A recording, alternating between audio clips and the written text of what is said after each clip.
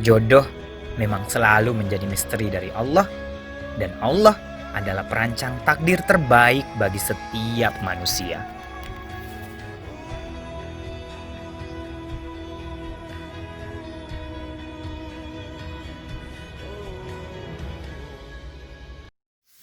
Tahun yang lalu, saat musim panas sedang menyapa Taipei, Taiwan dengan begitu hangatnya, aku berdiri mematung di depan Asrama National Taiwan University of Science and Technology. Di tempat ini, aku menuntut ilmu selama 2 tahun, dari tahun 2009 hingga 2011. Saat itu, aku sedang menunggu rombongan mahasiswa yang akan berbelanja bersama di pasar tradisional. Tiba-tiba saja, pandanganku terusik melihat seorang perempuan dengan gamis merahnya berjalan mendekati asrama. Jilbab merahnya berkibar ditiup angin musim panas yang sebentar lagi akan pergi, dan jilbab itu terlihat rapi dan panjang. Entah kenapa, keberadaannya menarik perhatianku. Tapi, gak ada senyum dari bibirnya. Ia berjalan biasa saja dengan ekspresi yang datar. Tak berapa lama kemudian, ada seorang temannya yang menyebut namanya, Ratih. Hari itu aku mengenal sosok perempuan bergamis merah dengan sebuah nama Ratih. Jika aku boleh jujur, sebenarnya gak ada perasaan khusus yang tersimpan di dalam hatiku ketika mengingat kembali fragmen pertama kali kami bertemu. Namun entah kenapa, momen di mana aku pertama kali bertemu dengannya, momen di mana aku menyaksikan jilbab merahnya berkibar ditiup angin musim panas, begitu terekam di dalam memoriku. Apakah ini pertanda? Aku tak pernah tahu sejujurnya. Tapi yang jelas sampai detik ini pun, setelah 10 tahun atau hampir 10 tahun pernikahan kami, aku masih mengingat pertemuan pertama dengannya.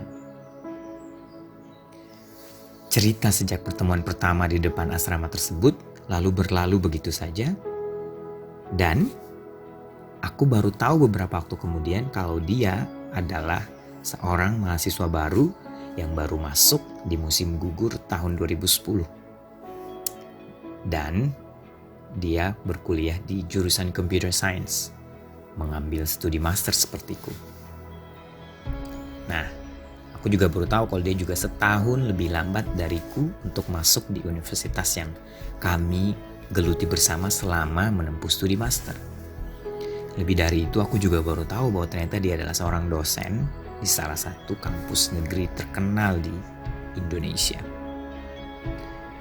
Kan tetapi pertemuan kami selanjutnya adalah pertemuan-pertemuan yang biasa-biasa saja. Nyaris tidak ada interaksi sama sekali, nyaris tidak ada cerita yang keluar antara bibir kami dalam sebuah pertemuan yang intens. Aku sendiri tak punya ingatan yang spesial atau mungkin kesan yang mendalam tentangnya, selain memoriku saat bertemu dengannya di depan asrama tersebut. 6 bulan kemudian, ada sebuah pertemuan yang membuat jantungku berdetak tak karuan. Aku melewati sebuah perjalanan panjang menuju Kaohsiung, sebuah kota di ujung selatan Taiwan yang terkenal memiliki banyak pantai yang indah. Bersama denganku, seorang sahabat dari Jepang, kami mengunjungi Masjid Kaohsiung dan bertemu dengan beberapa sahabat kami di sana. Tak disangka, perempuan yang menarik perhatianku itu juga melakukan perjalanan yang sama denganku. Dan lebih mengagetkan lagi, dia menggunakan kereta cepat yang kami gunakan sama selama perjalanan kami menuju Kaohsiung. Oh iya, aku masih ingat kereta cepat itu begitu canggih, bersih, bergerak melewati bukit, dataran tinggi, dataran rendah, dan aku masih merekam sekali perjalananku selama menyusuri Taiwan dari utara hingga selatan. Nah, perempuan bernama Ratih itu duduk tepat di belakangku, sedang aku bersama sahabatku dari Jepang dan ada salah satu sahabat dari kota yang berbeda duduk tepat di depannya. Nah, tak kenapa sambil menikmati perjalanan di sepanjang melewati jalur antara Taipei menuju Kaohsiung, dua sahabatku itu menggoda habis-habisan. Ayo, lamar sajalah. Kasihan dibiarkan sendirian melakukan perjalanan panjang, harus ada yang jagain. Begitu kata mereka. Bisakah kalian membayangkan ketika ada sosok perempuan yang sebenarnya waktu itu tidak begitu menarik perhatian saya duduk di belakangku, lalu kemudian orang-orang di sekelilingku menggoda. Godaan mereka juga kalau dipikir-pikir tidak ada salahnya. Bahkan ada sebuah perkataan dari salah satu sahabatku di Jepang yang mengatakan, "Gak usah takut menikah, sebelum aku balik ke Jepang, kamu harus sudah mastiin ngelamar dia ya." Begitu katanya, begitu mudah, seakan kata melamar, seakan kata menikah adalah hal yang bisa kita lakukan sekejap mata. Tapi entah kenapa, di titik inilah ada debaran jiwa yang tak bisa aku elakkan datang merenggut semua perhatianku. Benar bahwa aku mengenal dan sering bertemu dengannya, namun tidak pernah terlintas untuk memikirkan menjadikannya dia sebagai calon pendampingku. Aku percaya kesolehannya, aku tahu aktivitasnya selama ini, bagaimana ia menghabiskan harinya untuk membina para muslimah, mengajari komputer para tenaga kerja Indonesia di Taipei, juga serius dengan studi S2 yang sedang ditempuhnya. Aku yang banyak bicara sepertinya tak cocok bertemu dengan perempuan yang juga banyak bicara. Kami harus saling melengkapi. Dan perempuan itu juga tak banyak berbicara. Tak kenapa, semua hal yang aku pikir cocok, nyambung itu menjadi alasan kenapa sejak pertemuan di dalam perjalanan kami antara Taipei menuju Kaohsiung menjadi begitu spesial bagiku. Nah, aku juga mendengar kalau sosok perempuan tersebut juga telah siap untuk dipinang. Artinya, dia juga siap untuk menikah. Pertanyaannya berikutnya adalah, apa lagi yang kutunggu jika kriteria wanita yang baik sudah ada padanya, sedangkan aku pun sudah siap untuk menemaninya bersama, meskipun waktu itu begitu tak jelas pekerjaanku. Maka hari-hari yang berlalu setelah perjalanan dengan kereta cepat Taiwan itu adalah hari-hari kebimbangan. Aku memikirkan ke arah mana seharusnya aku melangkah. Benarkah aku akan nekat menikah sedangkan pekerjaan pun tak punya? Benarkah aku akan berani meminangnya sedang tabungan pun nyaris tak ada? Benarkah aku akan memutuskan untuk memilihnya sedang pertemuan kami tak begitu banyak dan aku pun tak tahu dengan detail tentangnya? Namun, perjalanan jodoh adalah perjalanan menyibakkan misteri yang penuh kejutan dan tak terduga. Kita tak pernah tahu di jalan mana menemukan jodoh kita. Kita tak pernah tahu dengan pasti di tempat mana akan menggandengnya. Debaran hatiku di kereta cepat Taiwan hari itu adalah awal dari kegelisahan yang melanda di sepanjang malam. Bagi seorang laki-laki, hari ketika ia hendak melangkah menuju pernikahan adalah hari-hari kegelisahan yang tak mudah untuk dipahami. Malam menjadi begitu panjang, kebimbangan menjadi teman, dan pertanyaan-pertanyaan tanpa jawaban datang membanjiri pikiran. Tapi aku ingat, Allah adalah pegangan terbaik dalam hidupku. Sujud panjang di tengah malam, bacaan Quran merdu di penghujung senja, hingga puasa sunnah penuh nikmat menjadi teman dalam penantianku. Maka jawaban atas doa-doa dari kegelisahan yang menggerogoti jiwa bermuara pada satu keputusan. Aku harus berproses untuk menikah dengannya. Dengan keberanian membaja, kuputuskan untuk berkenalan dengannya. Memberitahukan seorang sahabatku untuk bersedia menerima proposal ta'arufnya, sambil menimbang dengan lebih jernih apakah benar keputusan menikah akan kuambil. 4 bulan berlalu, musim semi kini menyapa Taiwan dengan begitu hangatnya. 4 bulan juga adalah waktu setelah aku memutuskan untuk berproses menuju pernikahan dengannya. Saat itu, aku sudah berada di sebuah ruangan berukuran 3 kali 4 meter yang cukup nyaman untuk berdiskusi dengan calon istriku, juga 3 orang sahabat yang menemani kami selama proses perkenalan. Tak kurasa, beberapa bulan setelah pertemuan di kereta cepat yang bikin kiku itu, aku kemudian sudah berada bersamanya. Kami melalui sebuah proses yang biasanya orang kenal dengan yang namanya ta'aruf. Aku orangnya cerewet, jadi harap maklum jika suatu saat kamu melihat berlebihan aku berbicara. Dari dulu aku sudah seperti itu, susah untuk diubah. Begitu ucapku memulai pembicaraan setelah diminta oleh pemimpin majelis.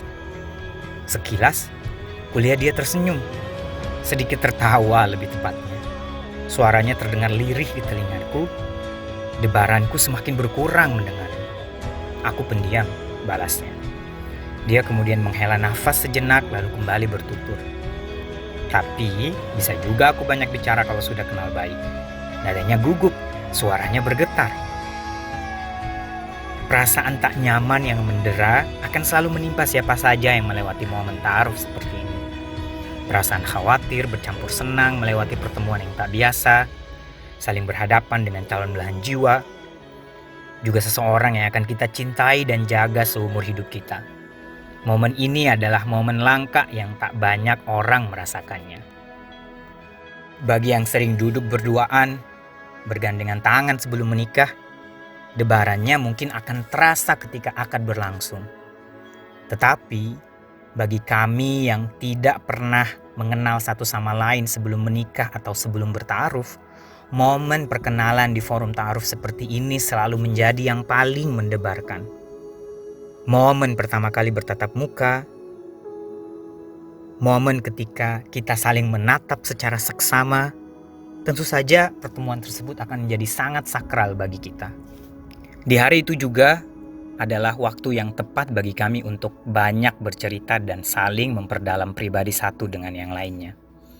Terkadang ada tawa yang terurai karena kegugupan kami yang mengakibatkan respon secara spontan, juga keseriusan yang terus terjadi ketika kami sama-sama saling berkomitmen tentang rencana hidup kami ke depan.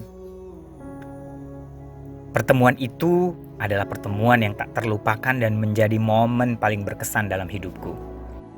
Usai saling berdiskusi, salah seorang sahabat kami lalu bertanya, "Jadi, bagaimana keputusannya?" Singkat, namun susah untuk kujawab. Ini adalah jawaban yang bisa berakibat sangat besar untuk hidupku. Mengatakan ya, berarti aku memutuskan untuk menjadikannya sebagai seseorang yang akan senantiasa kuhormati dan kucintai. Mengatakan tidak, berarti aku juga melewatkan kesempatan untuk memiliki seseorang yang kupandang layak untuk menjadi seorang istri yang baik. Aku menghela nafas panjang, kemudian menjawab, "Ya, insya Allah proses ini akan dilanjutkan ke tahap selanjutnya." Tapi dia terdiam sesaat, kemudian lirih berkata, "Kamu harus melewati satu ujian lagi. Silahkan hubungi kakakku untuk meminta persetujuannya. Jika beliau tidak keberatan, insya Allah proses ini bisa dilanjutkan." Tutupnya tegas. Dia kemudian memberikan nomor telepon kakaknya untuk dihubungi. Alamak, ternyata aku harus bernegosiasi dengan sang calon kakak ipar. Ini seperti tantangan yang berbeda.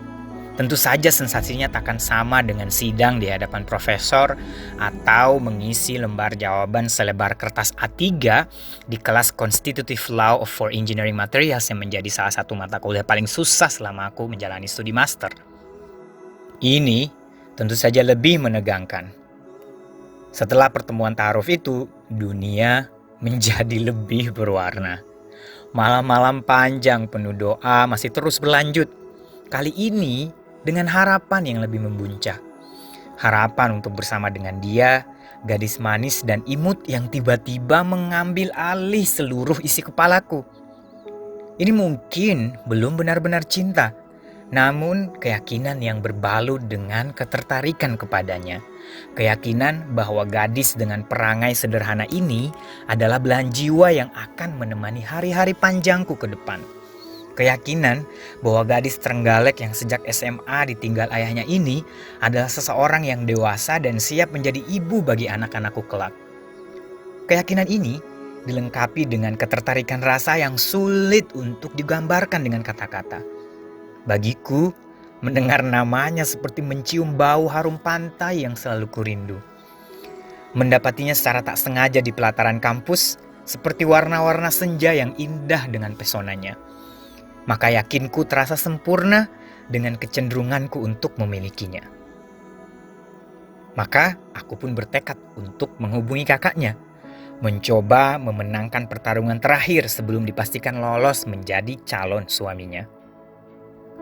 Setelah pertemuan ta'aruf yang hanya berlangsung 1 kali beberapa waktu lalu itu, aku kemudian berhasil melewati ujian terakhir untuk melobi kakak laki-lakinya. Semua berlangsung begitu mudah. Persoalan mahar pun membuatku merasa sangat beruntung memilihnya. Maharnya cincin emas saja, jika bisa emas putih. Jika tidak sanggup, cincin emas biasa pun tidak masalah. Begitu ucapnya dalam sebuah email singkat yang dikirimkan kepadaku. Saat itu kami memang berkomunikasi menggunakan email setelah sepakat untuk serius melanjutkan ke jenjang pernikahan. Biasanya, setiap email yang kami kirimkan selalu disambungkan ke rekan kami yang menemani kami bertaaruf. Tentu saja untuk menjaga jiwa kami agar tetap bersih dari nafsu dunia yang sering menggerogoti diri. Membaca pesan di emailnya tersebut seperti pengingat tentang sebuah hadis yang agung tentang kemuliaan seorang wanita. Termasuk berkahnya seorang wanita yang mudah khidbahnya atau melamarnya, yang mudah maharnya, dan yang mudah memiliki keturunan. Begitu hadis yang diriwayatkan oleh Ahmad. Aku bukan sedang membandingkan mereka yang memiliki mahar begitu tinggi. Namun, penggalan pesan dari Rasulullah SAW di atas adalah bukti bahwa yang diutamakan oleh calon pendampingku ini adalah keberkahan. Dia tahu bahwa aku hanya seorang yang belum punya pekerjaan, yang hanya mengandalkan beasiswa untuk hidup sehari-hari. Untuk apa menyusahkanku dengan meminta mahar yang memberatkan, sedangkan memudahkannya justru membawa berkah? Maka keyakinanku untuk memilihnya semakin membulat. Ratih Nur Esti Anggraini, begitu nama lengkapnya, sosok sederhana berjilbab lebar ini kemudian menjadi jodohku.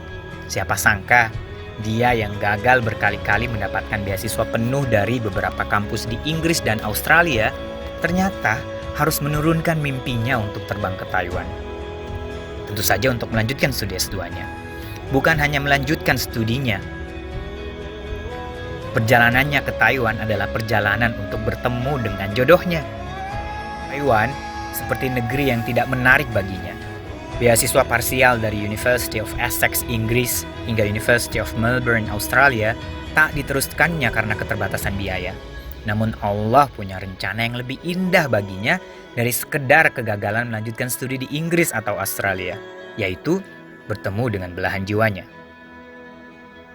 Aku pun begitu.